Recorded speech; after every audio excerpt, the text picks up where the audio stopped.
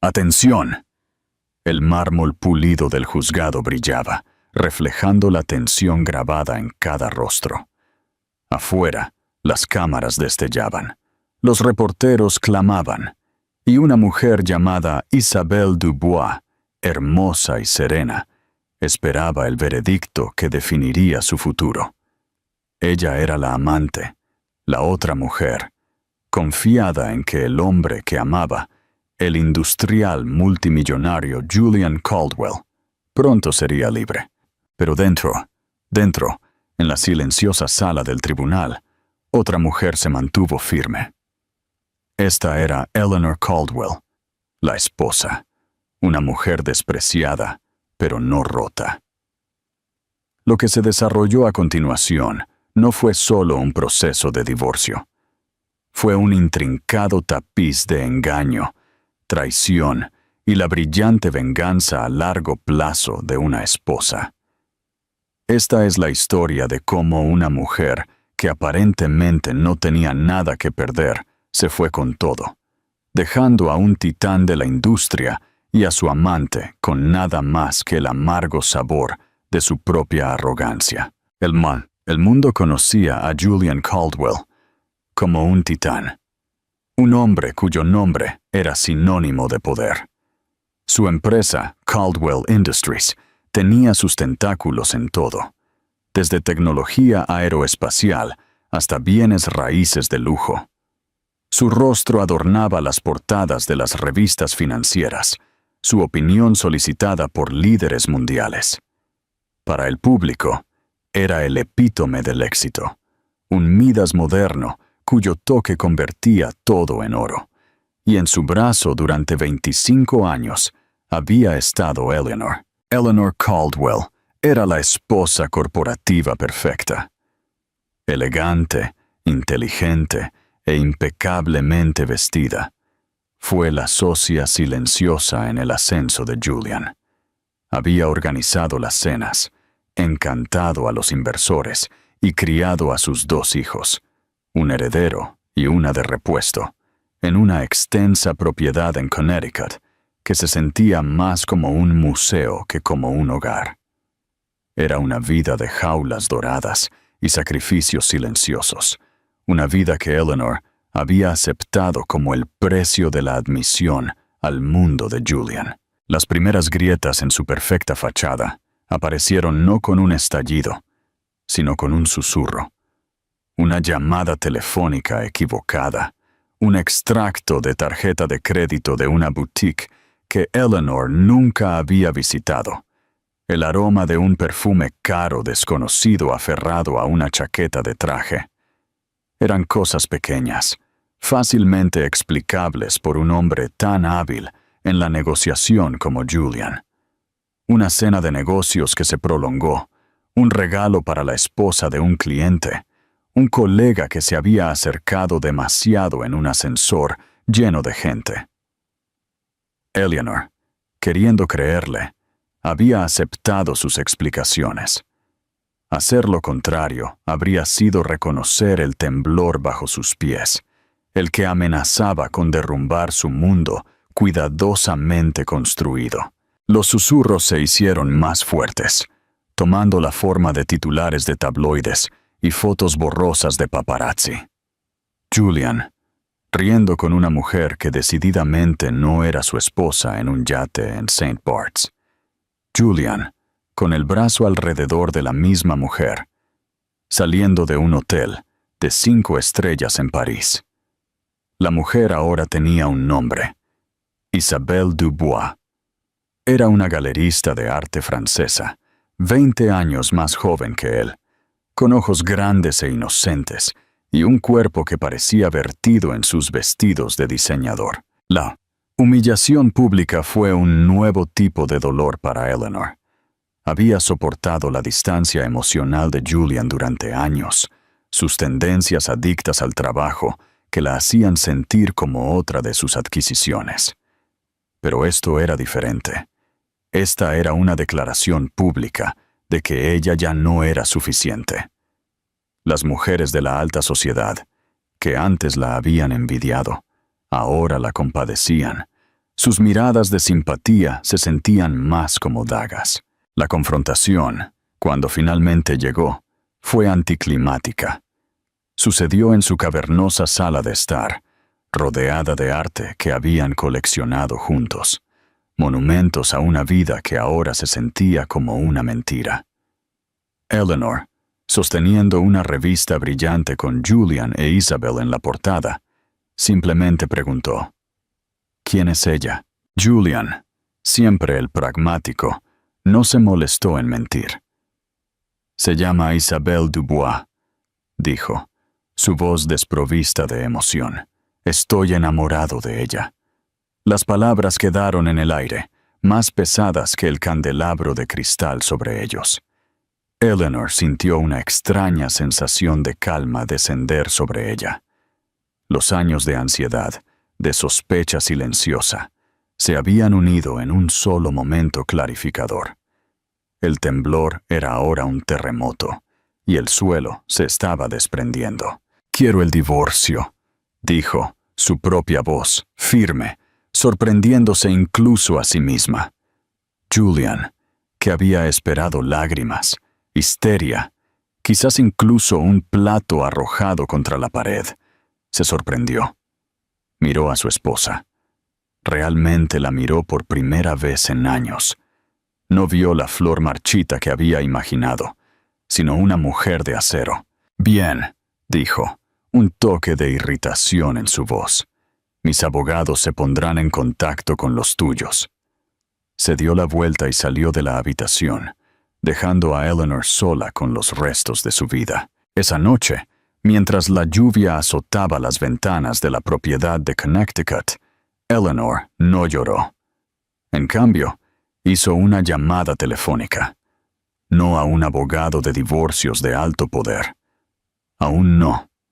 Llamó a un hombre llamado George Davenport, un contable forense jubilado que una vez había trabajado para su padre. «George», dijo, su voz un zumbido bajo y determinado. «Tengo un trabajo para usted. Quiero que encuentre todo, cada empresa fantasma, cada cuenta en el extranjero, cada activo oculto. Quiero que desmantele el imperio de Julian Caldwell, pieza por pieza». Al otro lado de la línea, George, un hombre que había pasado su vida descubriendo secretos financieros, sonrió. «Eleanor», dijo, «será un placer. El juego acababa de comenzar. ¿Te ha sorprendido la calma de Eleanor ante la traición? ¿Crees que Julian subestimó a su esposa?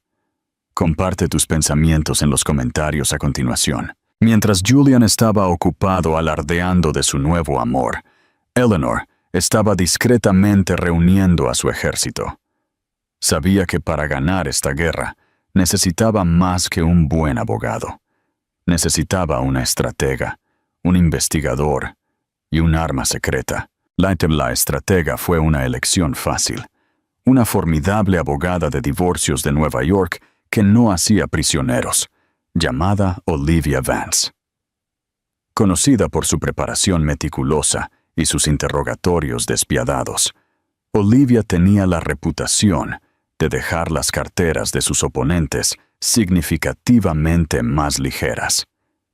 El investigador fue George Davenport, el contable forense, un hombre cuya apariencia afable ocultaba una mente brillante. George tenía un don para encontrar las agujas en los pajares financieros de los hombres más ricos del mundo.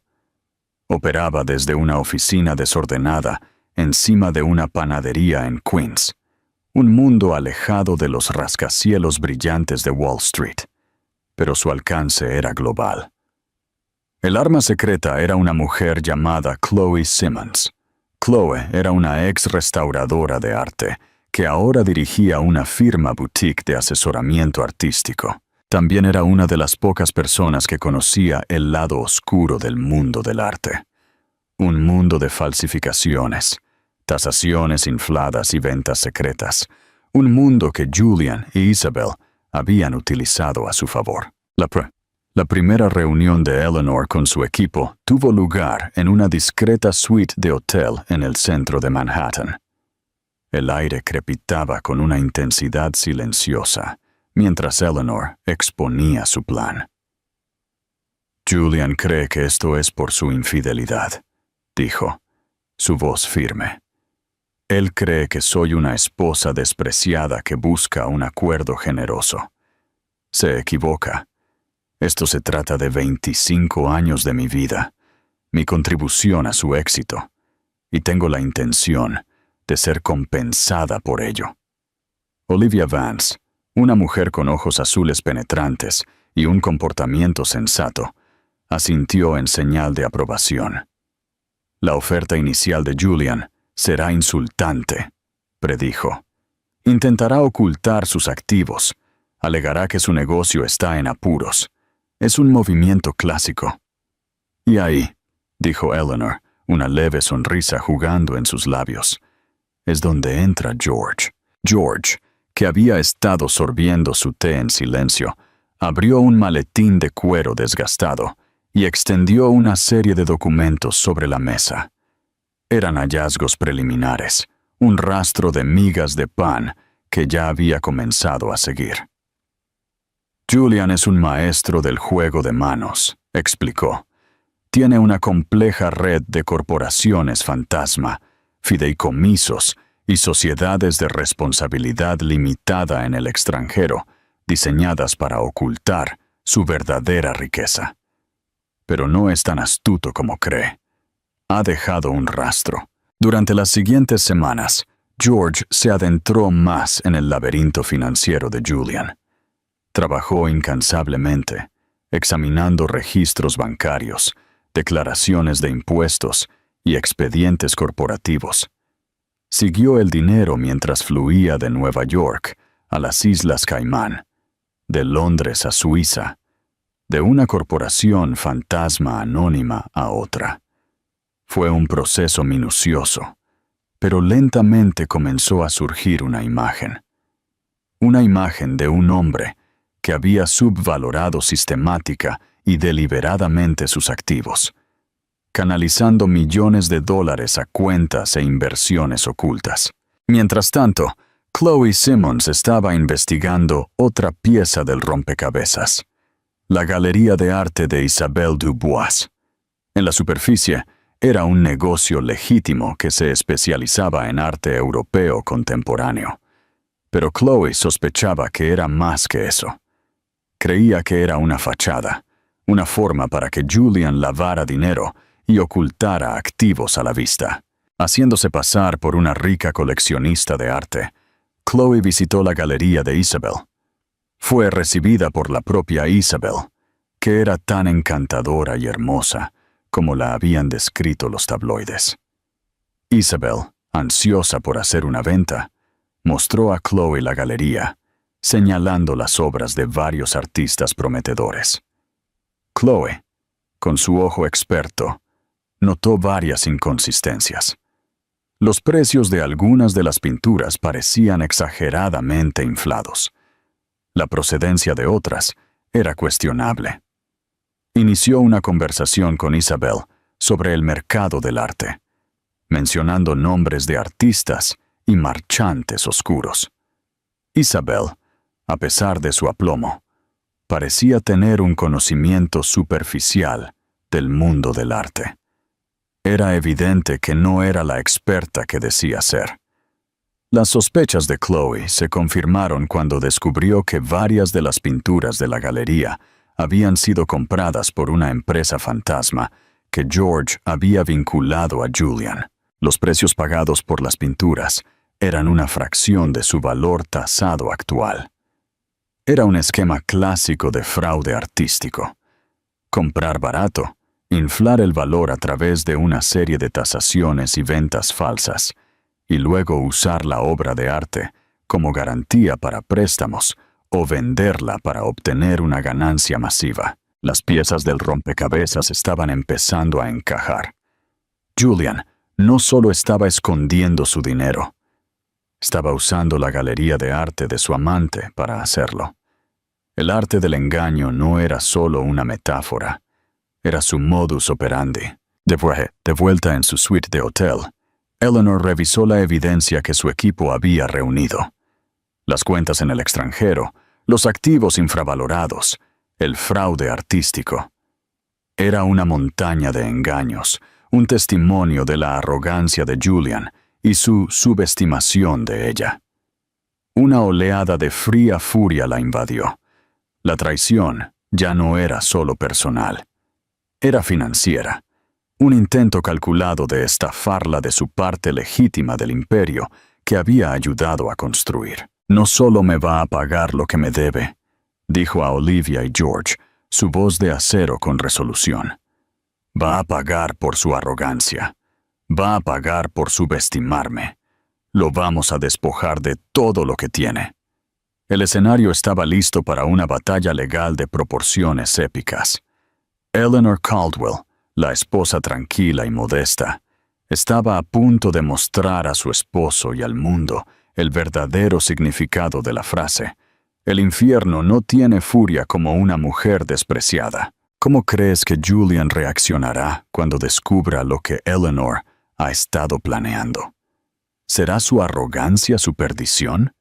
Déjanos tu opinión en los comentarios y activa la campanita para no perderte el próximo capítulo. Al comienzo de la fase de descubrimiento del proceso de divorcio, Julian Caldwell permaneció felizmente ajeno a la tormenta que se cernía en el horizonte. Era un hombre acostumbrado a ganar, a doblegar el mundo a su voluntad. En su mente, el divorcio era una simple transacción, un acuerdo comercial como cualquier otro. Le ofrecería a Eleanor un acuerdo generoso, más que generoso, pensó, y ella desaparecería discretamente de su vida, dejándolo libre para casarse con la hermosa y adoradora Isabel. Su equipo legal, una falange de abogados corporativos de alto precio de un prestigioso bufete de Wall Street, compartía su confianza.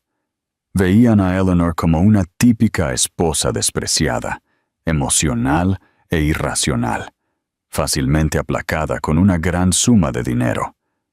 Le presentaron a Olivia Vance una oferta inicial, un pago único de $50 millones, más la propiedad de Connecticut y una pequeña cartera de acciones. Era una fortuna para cualquier estándar normal, pero era una miseria en comparación con la verdadera riqueza de Julian. Olivia Vance, como se predijo, rechazó la oferta de plano.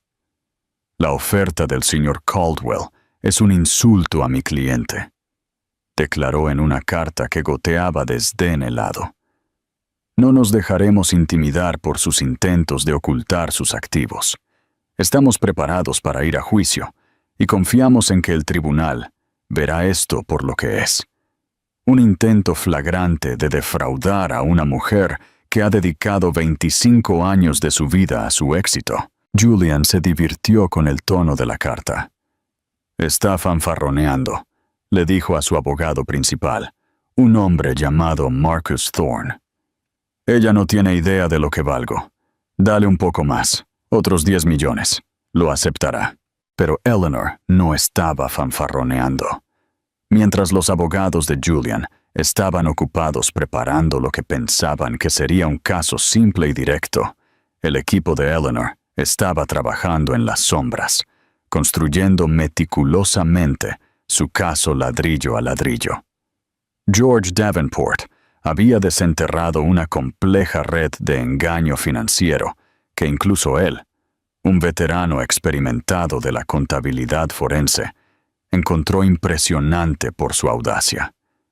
Había rastreado el flujo de dinero a través de una vertiginosa variedad de cuentas en el extranjero, en jurisdicciones conocidas por su secreto: las Islas Caimán, Panamá, Liechtenstein. Había descubierto corporaciones fantasma con nombres como Pegasus Holdings y Orion Investments, entidades que existían solo en papel. Su único propósito era mantener la riqueza oculta de Julian. Uno de sus descubrimientos más importantes Fue un fideicomiso que Julian había establecido en las Islas Cook, una nación remota del Pacífico, con algunas de las leyes de protección de activos más sólidas del mundo.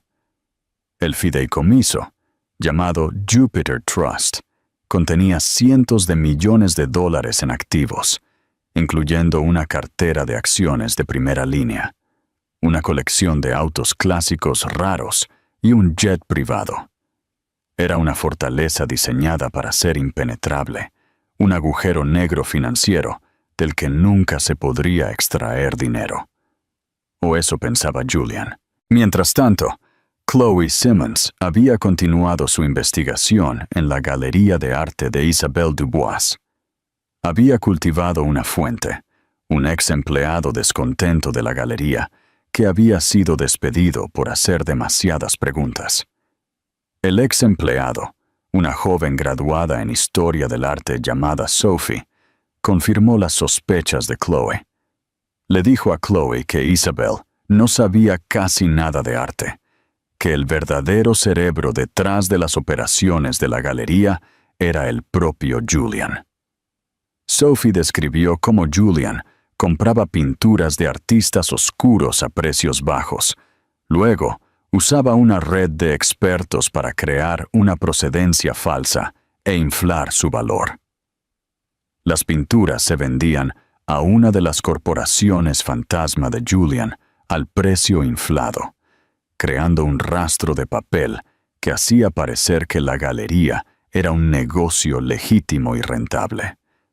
La obra de arte misma se usaba luego como garantía para préstamos, que Julian luego canalizaría de vuelta a sus cuentas ocultas. La pieza de evidencia más condenatoria que Sophie proporcionó fue un conjunto de correos electrónicos codificados entre Julian e Isabelle. Correos electrónicos que Sophie había copiado en secreto antes de ser despedida. Los correos electrónicos, disfrazados de charlas de amantes, eran de hecho un registro detallado de su esquema de lavado de dinero. Discutieron nuestro pequeño proyecto, los hermosos lienzos que guardan nuestros secretos y la nueva obra maestra que pronto se unirá a nuestra colección. Era una prueba irrefutable, un registro claro e innegable de su conspiración. Armada con esta montaña de evidencia, Olivia Vance se preparó para las declaraciones juradas.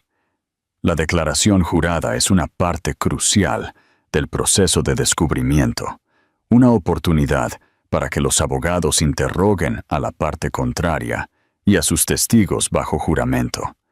Es un juego de ajedrez de alto riesgo, una batalla de ingenio, donde un solo paso en falso puede tener consecuencias devastadoras. La primera en ser depuesta fue Isabelle Dubois.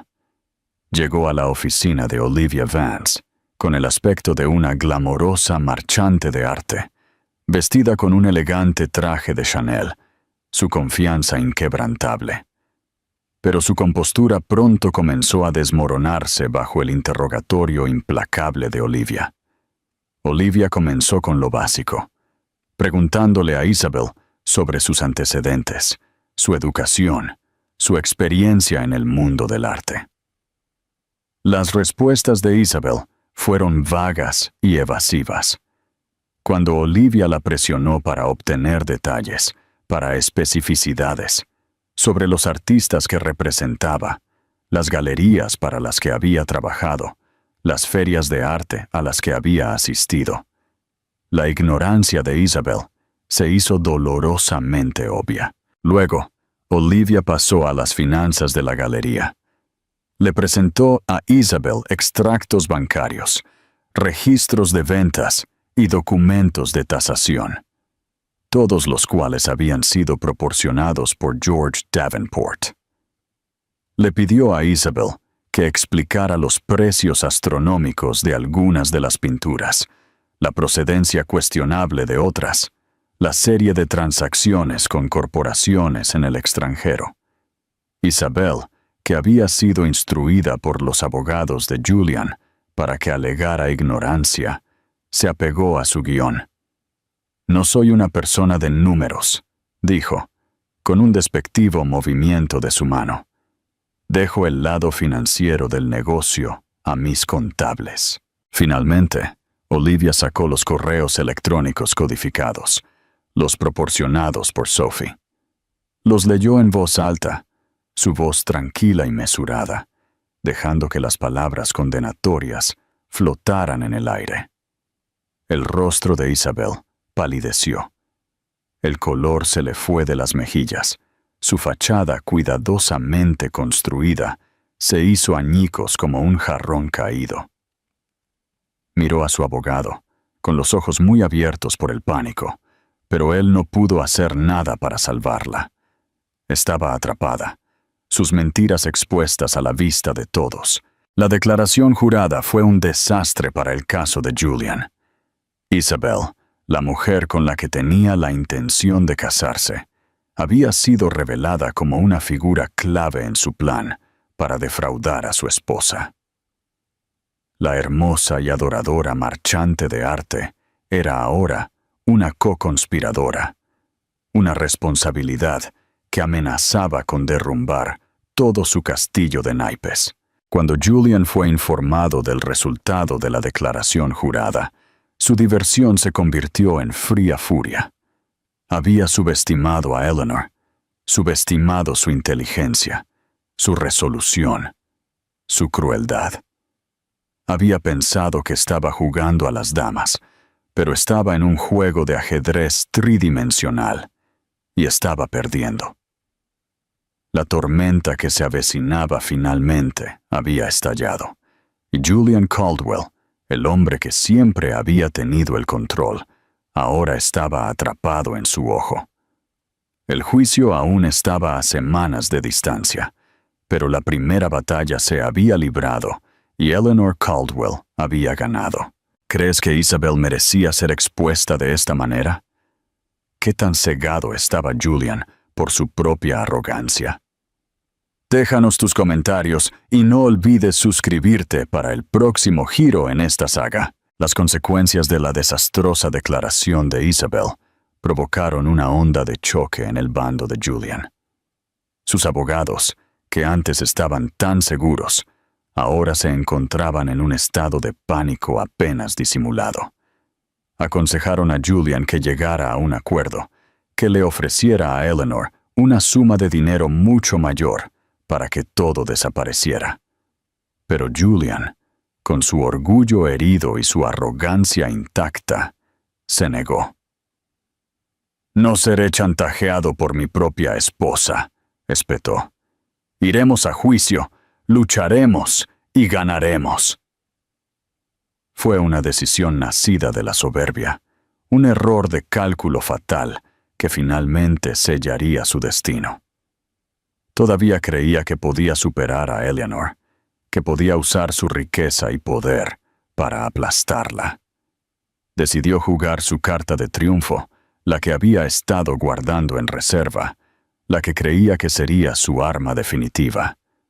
Su hijo, Julian Caldwell Jr., conocido por todos como JC. JC tenía 24 años, un recién graduado de la escuela de negocios que acababa de empezar a trabajar para la empresa de su padre.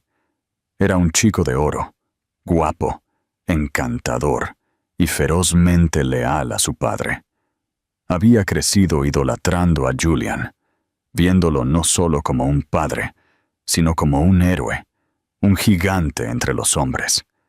Había sido protegido de la fealdad del matrimonio de sus padres, de las infidelidades de su padre, de la tranquila desesperación de su madre. Julian convocó a JC a su oficina, un espacio vasto e imponente en el piso superior del edificio de Caldwell Industries, con vistas panorámicas de la ciudad. Pintó un cuadro de Eleanor como una mujer vengativa y codiciosa, una mujer que intentaba destruirlo, destruir la empresa, destruir el legado de su familia. «Tu madre no es la mujer que crees que es», dijo Julian, con voz cargada de un sentido de tristeza y traición cuidadosamente elaborado. Está siendo manipulada por sus abogados, tiburones codiciosos que solo están interesados en un gran pago. Le han envenenado la mente contra mí. Ella está tratando de arruinarme. Y si me arruina a mí, te arruina a ti, le dijo a JTC, que necesitaba que testificara en su nombre, que le dijera al tribunal lo maravilloso que había sido como padre, lo amoroso y solidario que siempre había tratado de ser como esposo. Necesitaba que JC pintara un cuadro de Eleanor como una madre fría y distante, una mujer más interesada en su vida social que en su propia familia. JC, que siempre había visto a su padre como infalible, fue fácilmente influenciado. Estaba dolido y confundido por el divorcio, y las palabras de su padre explotaron sus inseguridades. Aceptó testificar contra su propia madre, una decisión que tendría consecuencias devastadoras. Eleanor quedó desconsolada cuando se enteró de la decisión de JC. Su hijo, el niño que había criado, el que había protegido de las duras realidades de su matrimonio, ahora se ponía del lado del hombre que los había traicionado a ambos. Fue una traición que caló más hondo que cualquiera de las infidelidades de Julian. Su hija, una joven ferozmente independiente llamada Caroline, que estudiaba historia del arte en Londres, estaba furiosa. Voló a casa de inmediato, confrontando a su hermano en una discusión llorosa y enojada. «¿Cómo pudiste?», le gritó. «¿Cómo pudiste hacerle esto a mamá? Después de todo lo que ha pasado, después de todo lo que él le ha hecho. No entiendes», balbuceó JTC, su confianza habitual desvaneciéndose. «Papá no es el malo aquí. Mamá es la que está tratando de destruir todo». «Te ha estado mintiendo, JTC», lloró Caroline. «Nos ha estado mintiendo toda la vida. ¿No puedes ver eso?». Pero JTC, cegado por su lealtad a su padre, se negó a escuchar. Las líneas de batalla se habían trazado, no solo en la sala del tribunal, sino dentro de la propia familia Caldwell. El juicio comenzó una fría y gris mañana de noviembre. La sala del tribunal estaba llena de reporteros, chismosos de la alta sociedad y algunos curiosos. Isabelle Dubois, una sombra de lo que fue, también estaba allí, sentada en la última fila, con el rostro oculto tras unas gafas de sol oscuras. Los primeros días del juicio fueron un borrón de argumentos legales y testimonios de testigos. Los abogados de Julian hicieron todo lo posible por retratarlo como una víctima, un esposo y padre amoroso, que estaba siendo arruinado por una esposa codiciosa y vengativa.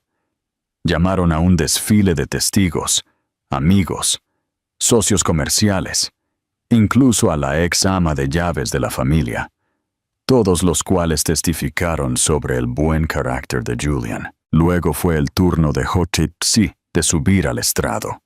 Lucía guapo y seguro con su traje a medida, una versión más joven y vibrante de su padre.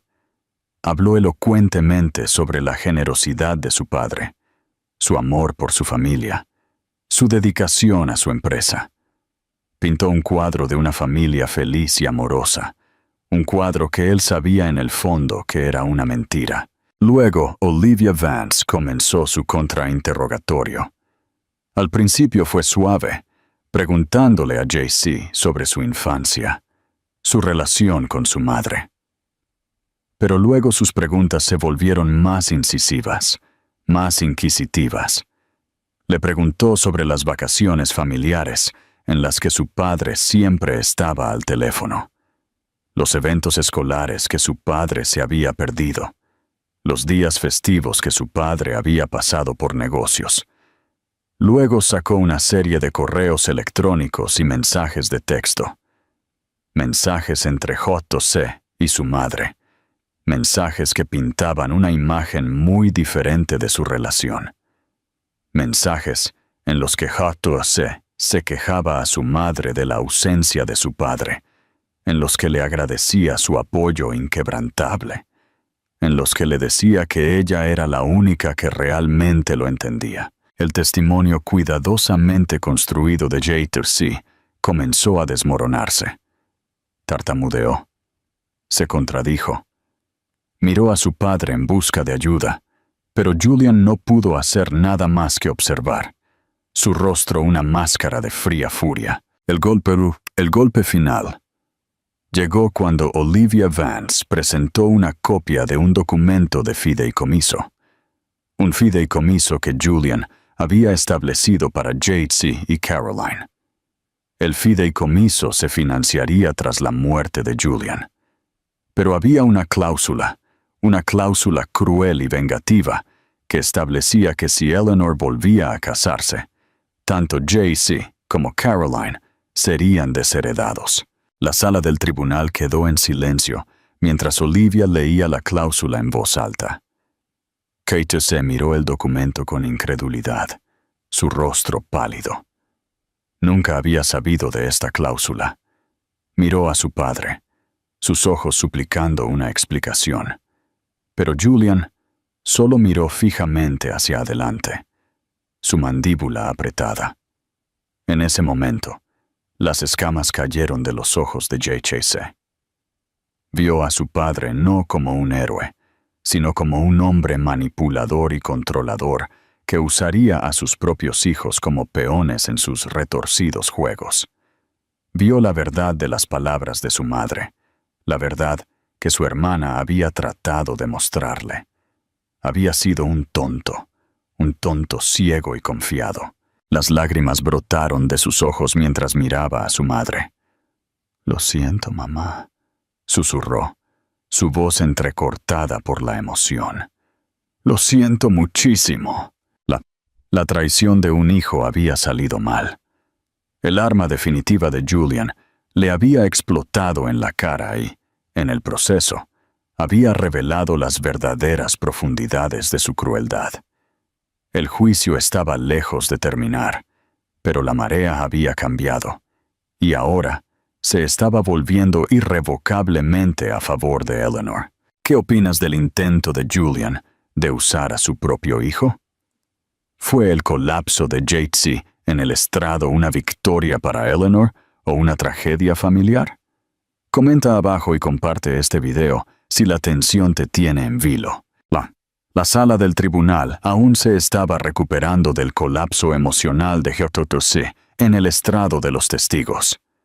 La imagen del chico de oro, llorando y disculpándose con su madre, fue poderosa, y tuvo un profundo impacto en todos los presentes, incluido el juez. Julian Caldwell, el titán de la industria, el amo del universo, de repente parecía pequeño y patético.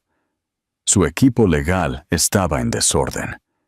Su testigo estrella no solo había implosionado, sino que también había proporcionado a la acusación una pieza de evidencia explosiva: la cláusula vengativa en el fideicomiso de los hijos. La cláusula era una clara indicación de la malicia de Julian, su deseo de controlar y castigar a Eleanor, incluso después de su divorcio. El siguiente testigo en ser llamado fue George Davenport, el contable forense de modales suaves, que había sido el arma secreta de Eleanor desde el principio. Caminó hacia el estrado con una tranquila confianza, llevando una pila de carpetas llenas de documentos financieros. Durante los siguientes 2 días, pacientemente y metódicamente, llevó al tribunal a través de la compleja red de engaño financiero de Julian. Explicó en términos claros y simples cómo Julian había utilizado una red de corporaciones fantasma en el extranjero para ocultar cientos de millones de dólares. Presentó cuadros y gráficos que rastreaban el flujo de dinero de Nueva York a las Islas Caimán, de Londres a las Islas Cook. Le mostró al tribunal cómo Julian había subvalorado sistemáticamente los activos de Caldwell Industries, desviando ganancias a sus cuentas ocultas. Luego, centró su atención en el Jupiter Trust, la fortaleza en las Islas Cook, que Julian creía impenetrable. George explicó que si bien las leyes de protección de activos de las Islas Cook eran realmente formidables, no eran insuperables. Había encontrado una laguna, una pequeña grieta en las paredes de la fortaleza.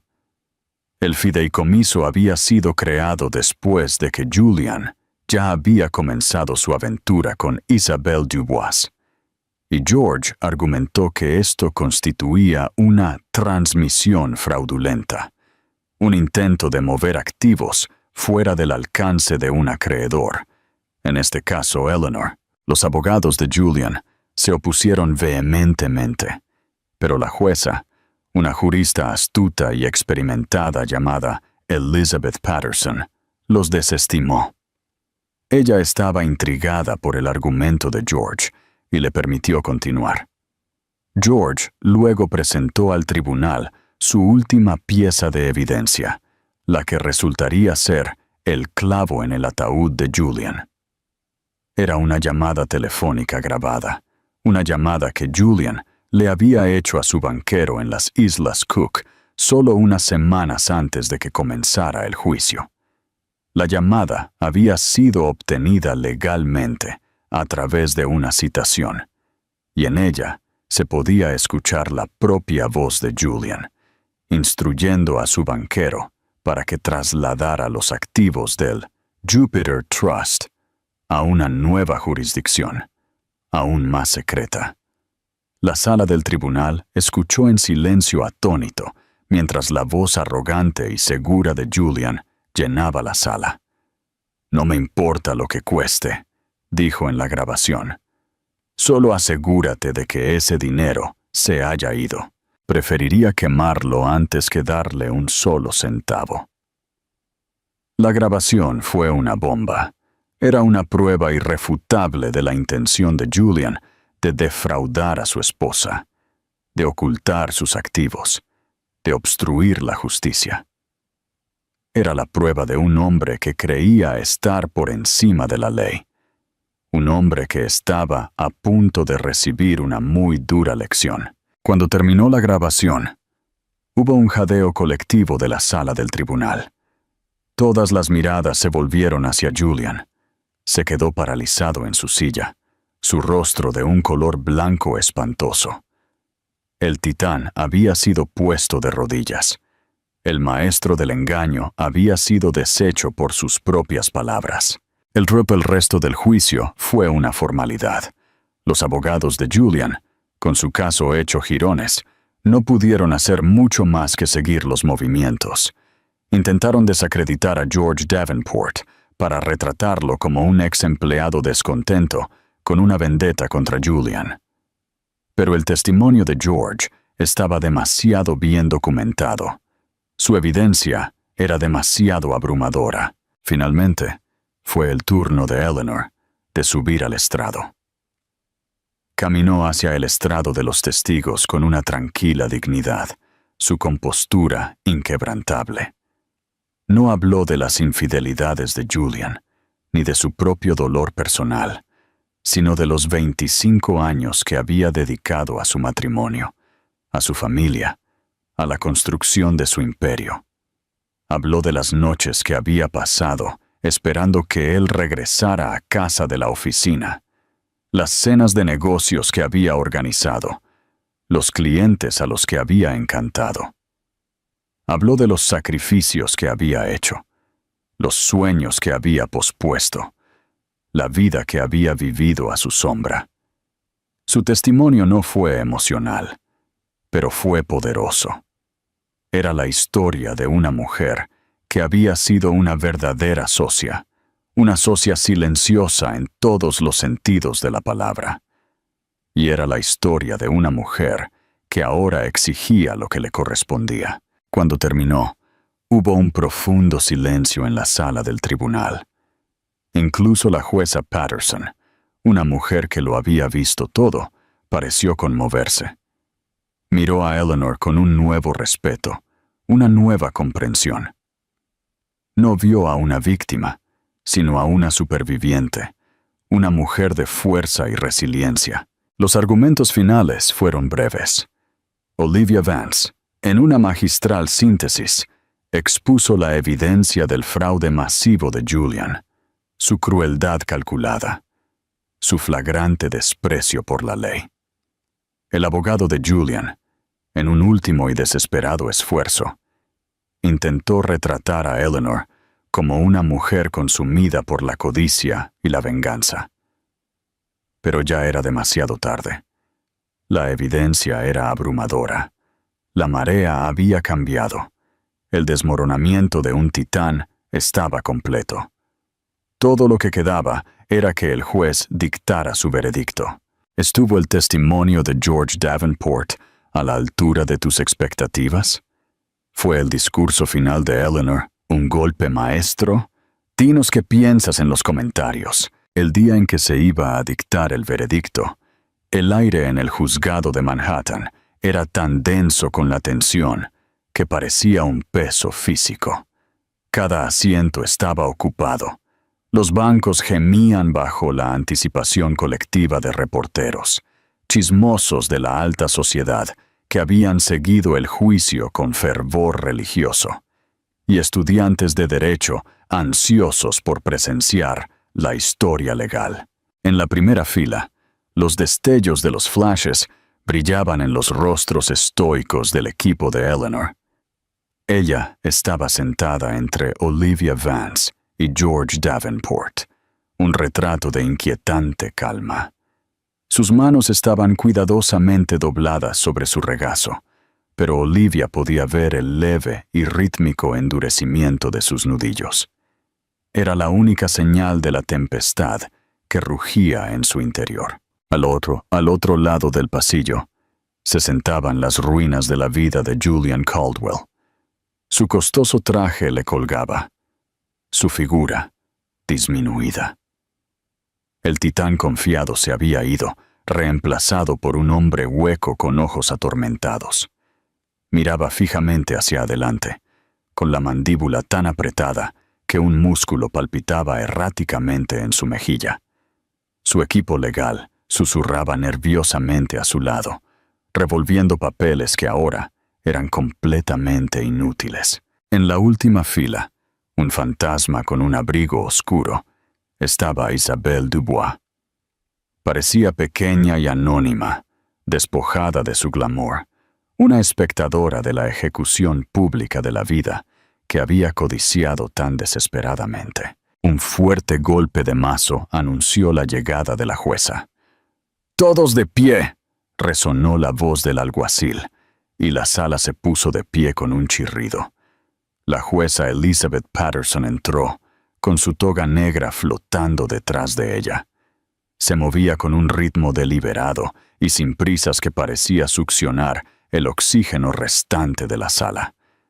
Era una mujer que entendía la gravedad del poder, y hoy lo ejercía de forma absoluta. Tomando asiento, examinó la sala del tribunal. Su mirada recorrió los rostros que tenía delante, deteniéndose una fracción de segundo más en Julian. Era una mirada desprovista de piedad, una mirada de pura, sin adulterar, evaluación. «He llegado a un veredicto», comenzó, su voz nítida y clara, cortando el silencio. Toda la sala se inclinó hacia adelante como una sola. «Este ha sido un juicio largo y difícil. Los procedimientos de divorcio a menudo lo son. Exponen los detalles tristes y sórdidos de un matrimonio que trágicamente se ha roto. Pero lo que se ha desarrollado en esta sala de tribunal durante las últimas semanas es algo mucho más perturbador que una simple disolución matrimonial. Este ha sido un juicio sobre la codicia profunda, el engaño sistemático y un impactante e inconcebible abuso de poder». Julian se estremeció como si hubiera sido golpeado. El color se le fue de la cara. La jueza Patterson se puso unas gafas de lectura y miró el grueso documento que tenía delante. Abordemos primero el asunto de Caldwell Industries y su valoración. La defensa ha argumentado que esta es una corporación global compleja, sujeta a las fluctuaciones del mercado. Esto es cierto.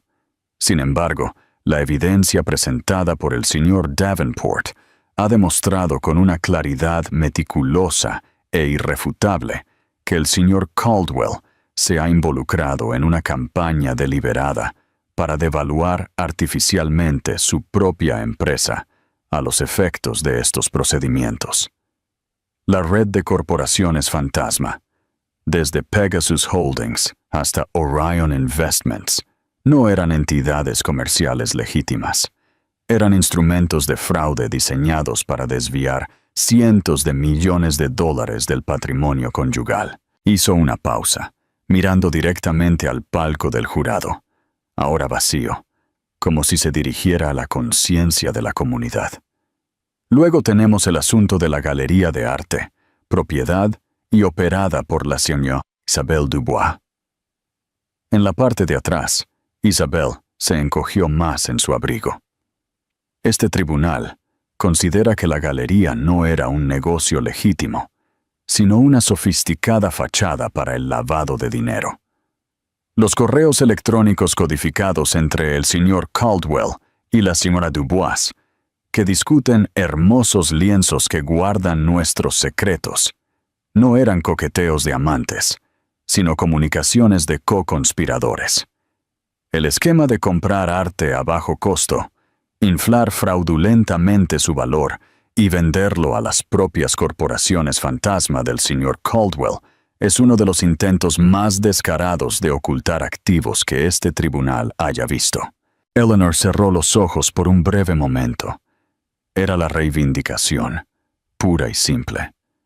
Cada sospecha, cada temor silencioso que había albergado durante años estaba siendo validado, pronunciado en voz alta, en este templo de la justicia. La jueza pasó una página. Pero el engaño no fue meramente financiero, fue personal y fue cruel. Me refiero ahora al Jupiter Trust, establecido en las Islas Cook, y más específicamente a la cláusula relativa a los hijos de este matrimonio, Julian Caldwell, Jr. y Caroline Caldwell. Miró por encima de sus gafas a Julian. Incluir una disposición que desheredaría a sus propios hijos si su madre decidiera volver a casarse no es solo control. Es un acto de una malicia asombrosa. Es un testimonio de un hombre tan consumido por su propio ego que usaría a sus hijos como armas en una campaña de venganza personal. Es, francamente, moralmente reprensible.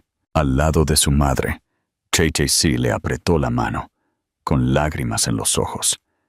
Era la confirmación pública final de la verdad, que tan dolorosamente había llegado a aceptar. Por lo tanto, continuó la jueza Patterson, su voz endureciéndose, este tribunal debe ahora dictar un juicio que no solo compense a la señorita Caldwell por sus 25 años como socia en este matrimonio y esta empresa, sino que también castigue al señor Caldwell por su conducta atroz. Comenzó con los activos indiscutibles: la propiedad de Connecticut, el apartamento de Park Avenue, la cartera de acciones, la flota de automóviles, todos otorgados a la demandante, la señorita Eleanor Caldwell.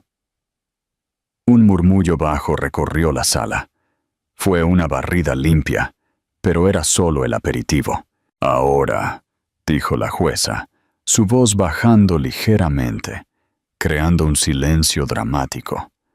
Pasamos a los activos ocultos, los fondos mantenidos en cuentas en el extranjero, en las Islas Caimán, Panamá y Liechtenstein. Los activos mantenidos por la red de corporaciones fantasma. El valor total tasado fraudulentamente de la colección de arte. Y la totalidad del nivel continental del Jupiter Trust, que este tribunal considera una transferencia fraudulenta. Después de una cuidadosa revisión de la contabilidad forense proporcionada por el señor Davenport, este tribunal valora estos activos conyugales ocultos en aproximadamente $1.200 millones. Un jadeo colectivo succionó el aire de la sala. El rostro de Julian era ahora de un blanco espantoso. Parecía que iba a vomitar. Dada la escala del fraude perpetrado por el demandado, declaró la jueza Patterson, su voz resonando con autoridad, y sus intentos de engañar a este tribunal y defraudar a su esposa, mi sentencia es que estos activos se dividan de la siguiente manera. Hizo una pausa, dejando que el momento quedara suspendido en el aire, una espada suspendida por un solo hilo. 30% para el demandado, el señor Julian Caldwell. La sala contuvo la respiración. Y 70% para la demandante, la señorita Eleanor Caldwell. ¡Pandemonio! La palabra estalló en la sala del tribunal. Un reportero en la parte de atrás gritó. El sonido de una docena de portátiles haciendo clic a la vez llenó el aire. 70%. No fue solo una victoria, fue una aniquilación, un castigo de proporciones bíblicas. Julian se desplomó en su silla como si su columna vertebral se hubiera disuelto. Su abogado le puso una mano en el hombro, pero él estaba mirando al abismo que acababa de abrirse bajo sus pies. Pero la jueza Patterson no había terminado. Levantó una mano pidiendo silencio. Además, dijo, con los ojos fijos en Julian, el señor Caldwell será responsable de la totalidad de los honorarios legales y de contabilidad forense de la señorita Caldwell, y dados los flagrantes intentos del demandado de obstruir la justicia y cometer perjurio ante este tribunal, no me queda otra alternativa. Miró al fiscal federal, que había estado observando el juicio desde la primera fila. Este tribunal remite este asunto completo, incluyendo todas las pruebas y testimonios, a la oficina del fiscal de los Estados Unidos para el Distrito Sur de Nueva York para una investigación criminal inmediata. Fue el golpe final devastador, un golpe mortal. Julian Caldwell ya no era solo un divorciado arruinado, era un futuro delincuente. A su abogado se le cayó la mandíbula. La devastación financiera era una cosa. La perspectiva de la prisión era otra completamente diferente. El tribunal levanta la sesión, dijo la jueza Patterson, golpeando el mazo con un chasquido fuerte y final que hizo eco en el desmoronamiento de un imperio. Mientras salía de la sala, el tribunal estalló. Los reporteros se subieron a los bancos, gritando preguntas. Eleanor, con el rostro húmedo por las lágrimas de alivio y reivindicación, cayó en los brazos de Olivia Vance, que sonreía. George Davenport le dio una palmada en la espalda, con una rara y amplia sonrisa en su rostro. JC los abrazó a todos, una familia renacida en el crisol del juicio. Mientras Eleanor y su equipo se abrían paso entre la multitud, miró hacia atrás por última vez. Julian todavía estaba sentado en la mesa del acusado, completamente solo. Sus abogados ya estaban empacando sus maletines, distanciándose de la lluvia radiactiva de su cliente. Se veía pequeño, patético, un rey sin reino, un hombre que lo tenía todo, y en su codicia insaciable lo había perdido todo. La amante había esperado afuera una victoria, pero la esposa acababa de salir con la justicia. ¿Qué te pareció el veredicto de la jueza? ¿Creías que Julian recibiría un castigo tan severo? Déjanos tu opinión, y comparte esta historia si te dejó sin aliento. Tras el veredicto, el mundo que alguna vez había girado en torno a Julian Caldwell no solo se tambaleó. Se salió de su eje y se desintegró en 1.000.000 de pedazos. Los titulares fueron salvajes. Una crucifixión pública para un hombre que alguna vez había sido adorado en el altar del capitalismo. «Titán derribado», clamó el New York Post. De la mansión a la prisión, el imperio de Caldwell se desmorona, informó el Wall Street Journal. El hombre que una vez fue un rey, cuyas cada una de sus declaraciones movía los mercados, era ahora una advertencia susurrada en las salas de juntas, un símbolo de la soberbia y su inevitable y espectacular caída. La oficina del fiscal de los Estados Unidos, que recibió un caso en bandeja de plata por parte del equipo de Eleanor, actuó con una rapidez y ferocidad que asombraron incluso a los observadores legales experimentados.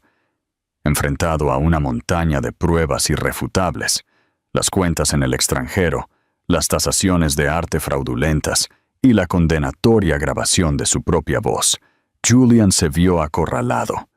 Sus abogados de alto precio, que ahora lidiaban con una acusación federal, le aconsejaron que su única opción para evitar pasar el resto de su vida en prisión era cooperar. La arrogancia finalmente se hizo añicos.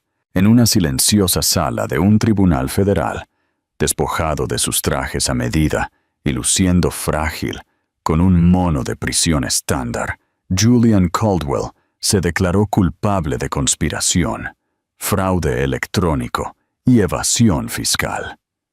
El juez, impasible ante las súplicas de clemencia de su abogado, lo sentenció a 10 años en una prisión federal de seguridad media. La caída en desgracia fue absoluta. El hombre que una vez voló en un jet privado ahora se arrastraba con grilletes. Su nuevo hogar no era una extensa propiedad, sino una celda de 8 por 10 pies. Sus nuevos asociados, no directores ejecutivos y senadores, sino criminales convictos. En los primeros meses intentó ejercer su antiguo poder para sobornar a guardias y manipular a internos, pero su moneda era inútil aquí. Era solo un número, un fantasma de un hombre, atormentado por los ecos de una vida que había arrogante echado a perder. Caldwell Industries, el coloso que había construido, no pudo sobrevivir a la mancha de su fundador. Las acciones se desplomaron a estado de chatarra de la noche a la mañana. Los inversores, aterrorizados por un mayor escándalo, se retiraron en un éxodo masivo. La junta directiva, en un acto desesperado de autoconservación, purgó su nombre del membrete y forzó su renuncia. La empresa fue desmembrada como un cadáver, sus divisiones vendidas a competidores por unos céntimos. Fue un final triste e ignominioso para un imperio que alguna vez fue grande, desmantelado tan a fondo como George Davenport había desmantelado sus estados financieros. Isabelle Dubois, la hermosa y ambiciosa amante, se convirtió en una paria.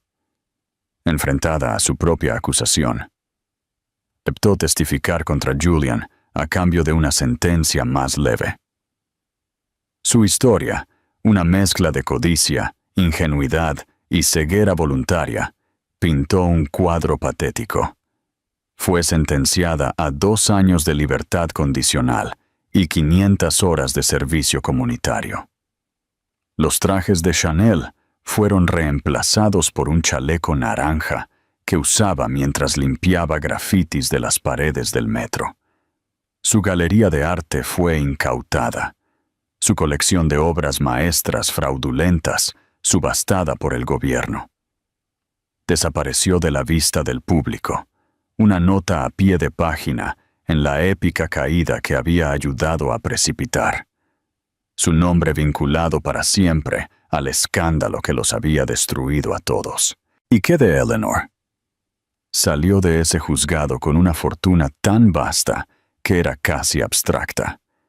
Pero más que el dinero, salió con su libertad, un concepto que apenas comenzaba a comprender.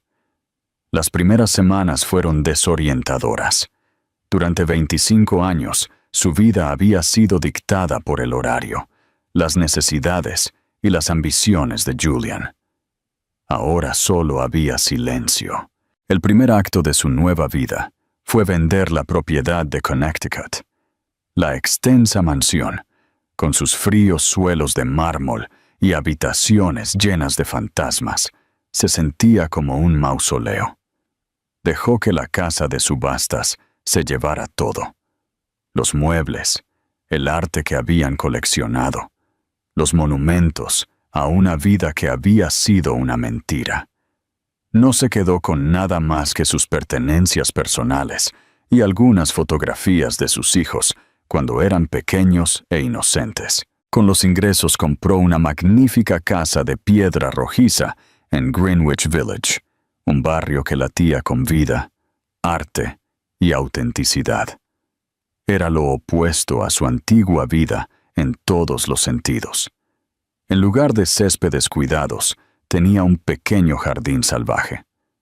En lugar de un comedor formal, tenía una gran cocina abierta que siempre estaba llena del aroma a café fresco y pan recién horneado. Su hija Caroline, que había sido su feroz defensora, se convirtió en su socia.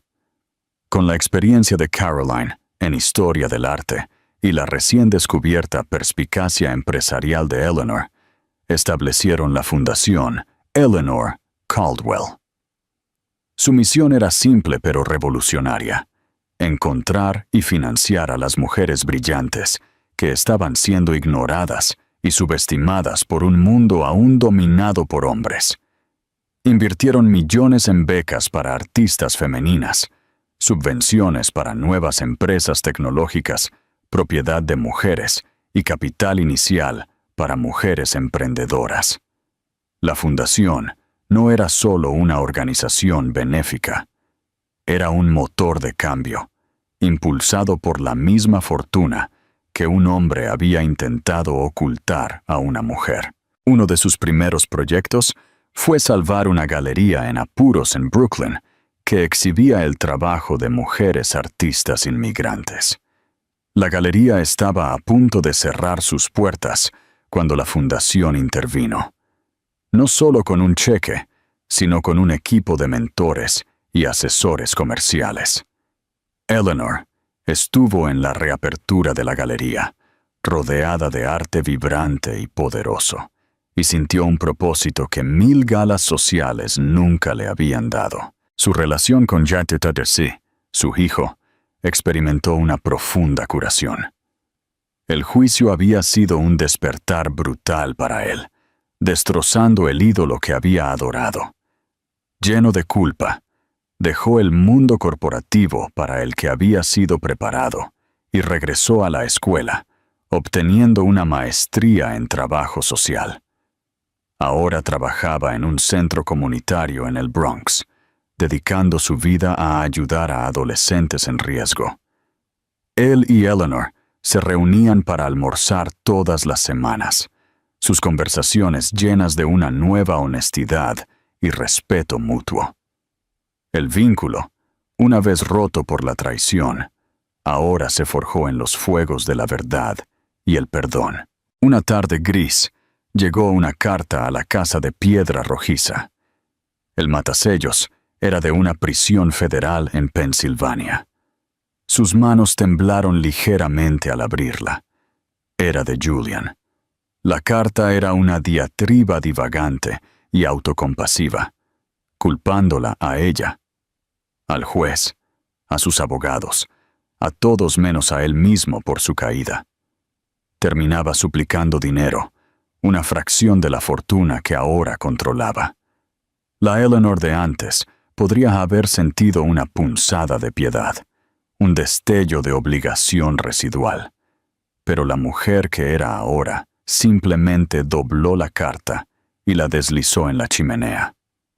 Mientras veía el papel rizarse y ennegrecerse, convirtiéndose en cenizas, sintió cómo se rompía el último y definitivo eslabón con su antigua vida. Él ya no tenía ningún poder sobre ella. Eleanor Caldwell La mujer, una vez conocida solo como la esposa del multimillonario, había resurgido de las cenizas de su matrimonio, no como una furia vengativa, sino como una creadora, una constructora, una fuerza para el bien. Había tomado el dolor y lo había transformado, el dinero robado y lo había santificado. A menudo se la veía caminando por las calles de su vecindario, con una sonrisa tranquila en su rostro, ya no definida por el hombre con el que se había casado, sino por la mujer en la que se había convertido. El mundo había observado a una amante esperar fuera de un tribunal, esperando ver a una esposa destruida. En cambio, habían presenciado el nacimiento de una reina. El 70% de la fortuna fue solo el capital inicial.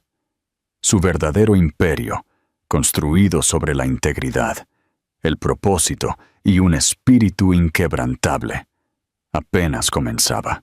La historia de Eleanor Caldwell es un poderoso recordatorio de que las balanzas de la justicia, aunque tarden en equilibrarse, finalmente lo hacen.